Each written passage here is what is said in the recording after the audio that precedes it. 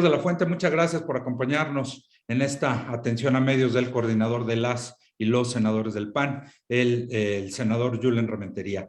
Iniciaríamos con una participación del senador y posteriormente arrancamos con la lista de preguntas que nos han hecho llegar. Coordinador, tiene usted la palabra. Muy buenos días, muchas gracias. Muchas gracias, Sergio. Muchas gracias a todas y a todos por acompañarnos esta mañana. Quisiéramos comentar sobre el tema que viene siendo noticia y que tiene que ver con la normalización de la violencia. Y es que en lo que va del año ha habido por lo menos 25 asesinatos múltiples, es decir, ejecuciones en donde 3 o más personas fueron privadas de la vida en un mismo evento. Lo que estamos viviendo es una tragedia. Cada hora, 4 personas son asesinadas. Cada día, 3 mujeres son asesinadas. Diariamente, 8 menores de edad son forzados a delinquir o caer en una adicción. Una mujer es violada cada media hora. La brutal violencia se está volviendo parte del paisaje, mientras este gobierno se vuelve cómplice, omiso o incompetente. A lo ocurrido en San José de Gracia, Michoacán, hay que agregar 16 asesinados en Fresnillo, Zacatecas, 6 jóvenes secuestrados y asesinados en Colima, 7 en Zamora, 10 más en Zacatecas, 4 en Ixtla, Veracruz y un largo, muy largo, etcétera. Por todo el país sigue la muerte rondando sin que exista una estrategia eficiente del gobierno federal. Es luto y el dolor se han adueñado de cientos de miles de hogares por la fallida estrategia de abrazos, no balazos. Nuestras niñas, niños y jóvenes merecen un lugar mejor para vivir. Urge cambiar de estrategia. Urge dejar de minimizar y polarizar. No quitaremos el dedo del renglón hasta que logremos regrese la paz y la tranquilidad a nuestro país. No merece menos México que el esfuerzo necesario para lograr la pacificación de la República. Muchas gracias, coordinador. Iniciaremos con las preguntas. La primera que tenemos es de Rubén Arismendi, que nos dice, Quirino Ordaz dice que su nombramiento es un reconocimiento a los sinaloenses. ¿Será eso o más bien una componenda para salir bien librado de lo mal que dejó el Estado? ¿Qué opina usted? Yo considero que los nombramientos que se han venido dando de diferentes personalidades para los puestos en el Servicio Exterior Mexicano, específicamente en lo que tiene que ver con las embajadas, son temas muy polémicos que por supuesto se prestan a la especulación. Yo creo que debiera de prestigiarse a las personas del Servicio Exterior Mexicano, a los que han sido pues desarrollados en esa área. Y es un tema que por supuesto al interior del grupo parlamentario del PAN llamará la discusión. Hoy hay sesión de la Comisión de Relaciones Exteriores para analizar específicamente la propuesta del señor Quirino Ordaz. Seguramente los que ahí participan puedan en este momento simplemente señalar la necesidad de un impasse para dentro del grupo poderlo analizar, porque es un tema muy delicado en donde se debe de hacer realmente lo que le convenga más al país, pero también le convenga al Servicio Exterior Mexicano. En resumen, estamos todavía en los momentos de decidir cuál va a ser el sentido del voto del Partido de Acción Nacional frente a esta decisión importante, sobre todo tratándose de un país con el que México tiene pues una relación comercial, es la segunda más importante de las que tiene México como país en el exterior. Así que así lo tendremos que valorar y seguramente la próxima semana, cuando esto se lleve al pleno para su discusión y votación, pues podamos ya manifestar en conjunto la votación y el sentido del voto del PAN ahí en el pleno. Muchas gracias, coordinador. Gerardo Segura le pregunta, en el mundo se condena la postura tibia e indignante de López Obrador ante el conflicto en Ucrania. ¿Se está convirtiendo López Obrador en mal ejemplo a nivel mundial? ¿México debería aplicar sanciones económicas a Rusia por estar destruyendo una nación y amenazar al mundo? Totalmente. A mí me parece que al presidente lo que le ha faltado es, digamos que contundencia en las declaraciones, que pues, se pueda pronunciar sin ningún empacho, que los atropellos y abusos de otras naciones, cuando se dan, se tienen que señalar, se tienen que marcar y se tienen que condenar. México ha actuado con dignidad y valentía en otros momentos clave de la historia. apoyó a España en favor de la República, rompió relaciones con Pinochet, por ejemplo, condenó la invasión de Japón en Manchuria y la anexión de Austria por parte de Alemania. No debe de cambiar México su postura, su tradición, sí de no intervencionismo, pero sí de condena cuando otros lo hacen, como en este caso Rusia con Ucrania, intervienen y, bueno, atropellan a los civiles en aquel país. Muchas gracias, coordinador. También Gerardo Segura le pregunta, parece que López Obrador debería de aprender mucho del presidente de Ucrania, quien defiende con la vida a su país y trata de evitar su destrucción, mientras que en México sucede todo lo contrario con López Obrador, que al parecer trabaja todos los días para instaurar una dictadura. ¿Qué opina usted? Pues mira, lo hemos dicho reiteradamente, el presidente debe buscar la unión y no la confrontación. Son momentos difíciles para el país, en lo económico, en la inseguridad, en la salud. Yo considero que estamos pagando con lo más caro, con vidas, los errores, las ocurrencias y las omisiones de este gobierno. No hay forma de resolver los problemas del país si se sigue polarizando y promoviendo el odio, la destrucción de las instituciones, con tal de convertir a México en una dictadura, que parece que esa fuera la intención de este gobierno. Gracias, coordinador. Gerardo Segura también le pregunta, pareciera que la negativa de López Obrador a cambiar la estrategia fracasada en contra de la inseguridad es porque simplemente no tienen ni idea de cómo atacar el problema. Reina la ignorancia en todo lo que hacen, pero también porque hay complicidad con la delincuencia organizada, nexos que se niegan a romper. Pareciera también delirante echarle la culpa del fracaso a Felipe Calderón, ¿no cree usted? ¿Qué opina? En cualquier empleo ya te habrían corrido si después de 3 años, en lugar de dar resultados, te dedicas a echarle la culpa al que estuvo antes que tú. Francamente, eso hubiera pasado a México. Y no es, por cierto, el camino a la revocación de mandato, es simplemente asumir las responsabilidades. Por eso es que es preocupante la postura del presidente y el gobierno frente a la delincuencia organizada. No condena su actuar, por el contrario, los felicitó durante las pasadas elecciones. Increíble. Les dice que los va a acusar con sus mamás, que va a respetar sus derechos, los libera. Es realmente condenable la situación que se está viviendo y que el gobierno no esté actuando con toda prontitud, con eficiencia, con eficacia para poder revertir esta escalada de violencia que tenemos en nuestro país. Finalmente, de Gerardo Segura le pregunta, ¿qué opina de que Andrés Manuel López Obrador ya inició la fusión? No, perdóneme.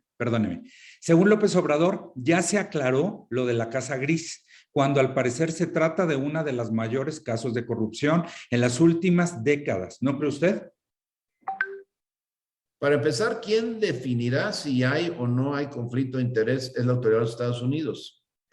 Aquella autoridad, el Departamento de Justicia y los departamentos adecuados para poder establecer esto del conflicto de interés. No va a ser una auditoría que haga la misma empresa implicada. Pero al final, no solo no se ha concluido, sino que se sigue saliendo más información que abona el conflicto de interés. Baker Hughes también tiene 2 contratos firmados en 2020 por 5,098 millones de pesos en Dos Bocas, pero que no se asignaron por licitación. Está claro que hay conflicto de interés, está claro que no han hecho bien el trabajo y está claro que la Casa Gris es un monumento a la corrupción. Es el símbolo de cuando se cayó la bandera de la combate a la corrupción por este gobierno. Ya no hay banderas que puedan presumir de combate a la corrupción. Lo que vivimos es un total estado de opacidad total en nuestro gobierno y eso no lo podemos seguir permitiendo. Y el que piense el presidente que lo ha aclarado me parece terrible, porque claro que no lo ha aclarado, claro que hay muchas cosas que se tienen que decir sobre ello y que se debía llegar hasta las últimas consecuencias. No puede ser que se simulen las cosas y en este país pues nada pase en materia de corrupción. Somos lamentablemente en este momento un país invadido por la corrupción, por la opacidad y este gobierno no hace nada para remediarlo. Aquella bandera del combate a la corrupción simplemente ya no existe, si es que alguna vez existió. Muchas gracias, coordinador. Luis Carlos Rodríguez le pregunta, ¿qué opina de que Andrés Manuel ya inició la fusión de 16 organismos con dependencias o secretarías, como el Consejo Nacional de Población, con el Instituto Nacional de Geografía, con el INEGI, o la Comisión Mexicana de Ayuda a Refugiados, con el Instituto Nacional de Migración? Miren, yo considero que las reingenierías en la administración pública son en ocasiones necesarias, pero en el caso de este gobierno, hemos visto que todo lo hacen mal, todo lo hacen a trompones, sin planeación, sin un estudio serio, ni siquiera tampoco a profundidad de lo que se necesita. Pasó con el INSABI, destruyeron, por ejemplo, el Seguro Popular y ahí está lo que hicieron con el INSABI, no funcionó. Pasó con el Sistema Nacional de Vacunación. Éramos ejemplo a nivel nacional, con todo el que podía ser perfectible, pero éramos ejemplo para llevar a cabo el sistema de vacunación y hoy lo que tenemos es un sistema de vacunación destrozado, deshecho, disfuncional y que por supuesto ha provocado pues condiciones de falta de llevar a cabo la impuesta de vacunas a muchas personas que lo tienen. El desconocimiento y la ignorancia de Morena es tan grande que no saben ni las funciones que realiza cada área, cómo pretenden entonces fusionarlas. Es el afán de destruir todo lo anterior en lugar de corregir lo que está mal y aprovechar lo que se hace bien. Eso es lo que debían de hacer, evaluaciones serias, dejar de lado la ideología, la politiquería, como diría el mismísimo presidente, y aprovechar justo esa experiencia que la hay, alguna buena, y que pueda aprovecharse para lograr que las cosas salgan bien en nuestro país y no andar intentando con falsas banderas de ahorro y de austeridad destruir instituciones que todavía pueden funcionar y que le sirven a México.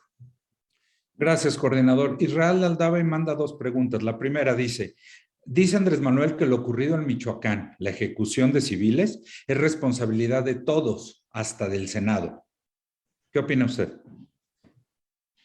Yo creo que el asunto del Senado, pues no tendría por qué ver en esa postura, porque no son el Senado, no somos en el Senado quienes tenemos que encargarnos del tema de la seguridad, sobre todo la interior. Me parece que las instancias de seguridad tendrían que responder con los elementos que, por cierto, le dio el Senado en una primera instancia, la conformación de la Guardia Nacional. Cuando esta se conformó, se dijo muchas veces que se hacía para lograr que se pudiera abatir los índices de seguridad, que las Fuerzas Armadas estarían de manera temporal, subordinada y supervisada, pues, digamos, acompañando la creación de esta Guardia Nacional. Y hoy lo que vemos es que esto, pues, no ha ocurrido y que no ha dado resultados.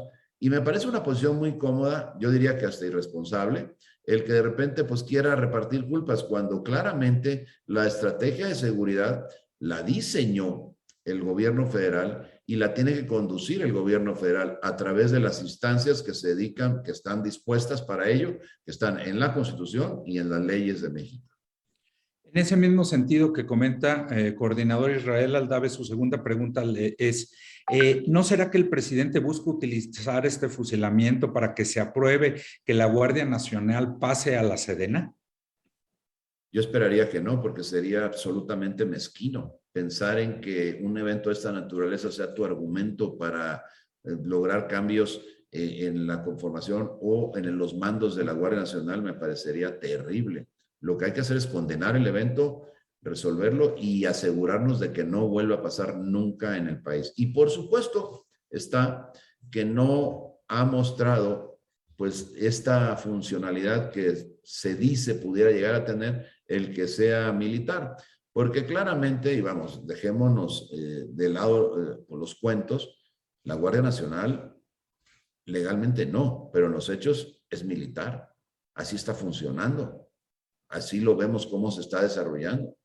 Y eso, pues, claramente ha mostrado que no ha dado resultados. Entonces, yo no sé por qué tendría que ser diferente si ahora lo que ya sucede en los hechos lo ponemos en la ley. Lo que tienen que hacer es atender lo que dice la reforma constitucional que le da vida a la Guardia Nacional y ponerse a hacer una estrategia de seguridad que realmente funcione, porque la que tienen no funciona. Ha sido un verdadero y rotundo fracaso. Gracias, coordinador. Mayolo López le pregunta, de los aspirantes, de las y los aspirantes, gallos y gallinas, dice Mayolo, mencionados por el presidente Marco Cortés, ¿quién es el favorito del senador Rementería del Puerto? Ninguno. En este momento yo lo que quisiera es que pudieran crecer todos, los 6 que mencionó, o entre ellas mujeres 2, y que pudieran tener posibilidades de poder en una lucha, en una competencia, primero interna y luego en el convencimiento de la población, pues puedan madurar como buenos candidatos, prospectos para lograr pues llegar a ese puesto, a la presidencia de la República en el 2024, con una posición que le sirva a la gente, que esté comprometida con la gente y que por supuesto coincida con lo que se está promoviendo desde el Partido de Acción Nacional. Gracias, coordinador. Magali Juárez le pregunta, ante la violencia y la inseguridad que se registra en varios estados, ¿hacia dónde se debe replantear la estrategia de seguridad? ¿El concepto de terror debe formalizarse en la legislación? Yo lo que creo es que la estrategia de seguridad tiene que lograr una articulación. A ver, desde el presupuesto de egresos se ve el desdén por darle los recursos suficientes a los estados y a los municipios en materia de seguridad. Lo que encontramos ahí en ese presupuesto para este año, en el 2022, es simplemente una ausencia de recursos. No hay la suficiente cantidad de recursos asignados para poder hacer que las policías locales y las policías estatales funcionen. Miren, les platico un caso, por ejemplo, como el de Veracruz, el de mi estado, en donde tenemos 212 municipios, donde muchos de esos municipios tienen múltiples comunidades, algunas por cientos, en algunos municipios hay cientos de comunidades, y los cuerpos policiales son muy pequeños, muy reducidos. Evidentemente, en muchas de esas comunidades pues, no existen los cuerpos de seguridad suficientes y no los va a haber por parte de la Guardia Nacional. Entonces, ¿qué es lo que se tiene que hacer?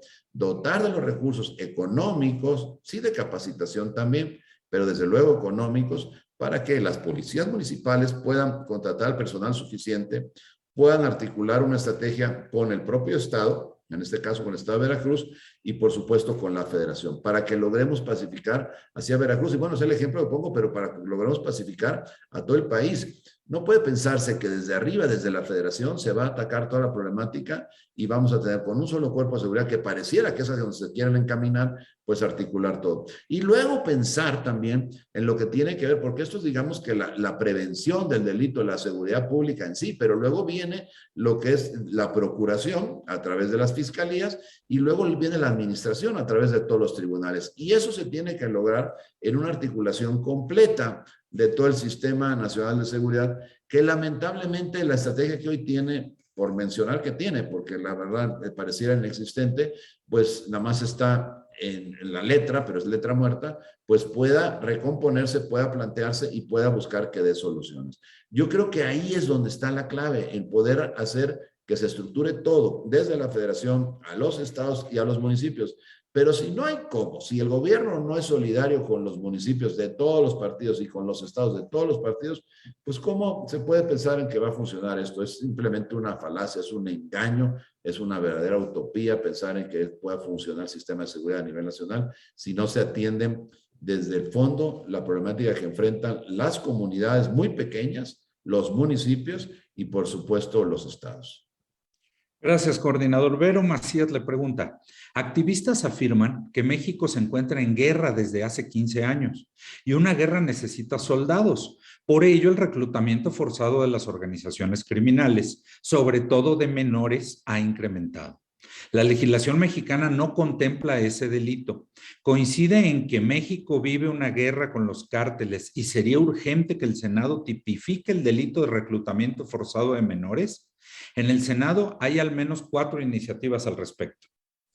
Yo considero que en materia de seguridad hay mucho por hacer todavía, desde la estrategia que ya mencionábamos hasta alcanzar modificaciones legislativas que pudieran tipificar algunos delitos, algunas conductas en delitos y que pudiéramos minimizar estos hechos que están, porque la realidad se ha transformado, ¿sí? Se ha ocupado mucho el tiempo para acusar, o culpar a los anteriores, pero en este gobierno no se ha hecho lo necesario para cambiar las realidades que se pueden cambiar todavía alcanzando la pacificación de México. En eso nos tendríamos que apostar todos, dejando de lado filiaciones partidarias, porque la verdad es que el tema de la seguridad afecta a todos por igual, a los que están en cualquier partido de los que existen en nuestro país y por supuesto a cada uno de los ciudadanos, de las familias, de todo mundo. Y entonces lo que estamos viendo es una ausencia de estrategia, es una ausencia enorme en algunos casos, como la pregunta a lo mejor hay que revisar y que se den los suficientes instrumentos legislativos para corregir esto. Pero sí hay que entrarle, hay que decidirse a entrarle. Y no son temas, porque ya verán, cuando venga la iniciativa, seguramente se va a constreñir nada más al tema de la Guardia Nacional, el que pase a ser mandos militares. Y esa no es la solución. Lamentablemente esa no es la solución. Si esa fuera, bueno, pues habría que valorarla y aún así tendría yo mis dudas. Pero como está planteadas las cosas, como pareciera que lo ve el gobierno, pues no está contemplando una estrategia que vaya al fondo. Ellos dicen que vaya a los orígenes, digamos, a la pobreza, a la necesidad, a atender a las necesidades de los jóvenes, pero la verdad es que ni siquiera ahí se está avanzando, se está caminando. Entonces yo creo que tiene que ser algo verdaderamente integral en la que entremos todos, nos ocupemos, sí desde el Senado, Cámara de Diputados, los gobiernos locales, pero quien tiene que iniciar por querer hacerlo es el gobierno federal y pareciera que justo el que tiene que iniciar no quiere hacerlo. Para finalizar, coordinador, Magali Juárez me pide insistirle en su opinión sobre si es conveniente incluir el concepto de terror en la legislación. Dice que que el senador Monreal comenta que las organizaciones delictivas ya están provocando terror, que si pudiera hacer un comentario al respecto. Pues yo creo que habría que analizarlo, ¿sí? No podría pronunciarme en este momento de manera contundente. Quisiera analizarlo con mayor profundidad para ver si pudiéramos proceder a llegar a incluir un concepto como ese. Es terrible que en México estemos teniendo que hablar si vamos a incluir en nuestra legislación el concepto terror. De lo que nos refleja esto es la descomposición que se ha dado en la seguridad de nuestro país y que esa pues no debiera de permitirse y debiera de atenderse. Francamente me parece que el gobierno ha sido omiso en la responsabilidad de hacer las cosas que se necesita. Y si se analizara esto y fuera necesario incluirlo, pues yo no tengo inconveniente per se en que se pueda incluir. Lo que hay que es analizarlo con cuidado y ver cuáles son las implicaciones que esto pudiera tener. Coordinador, pues no tenemos más preguntas. Agradecerle su tiempo, agradecerles a las compañeras y compañeros de la Fuente por acompañarnos y les estaremos enviando los materiales conforme vayan saliendo. Muchas gracias, coordinador. Buen día. Al contrario, Sergio, muchas gracias a ti, muchas gracias a todo el equipo del grupo parlamentario y muchas gracias a todos los amigos periodistas que nos acompañan esta mañana. Muy amables. Recording stopped.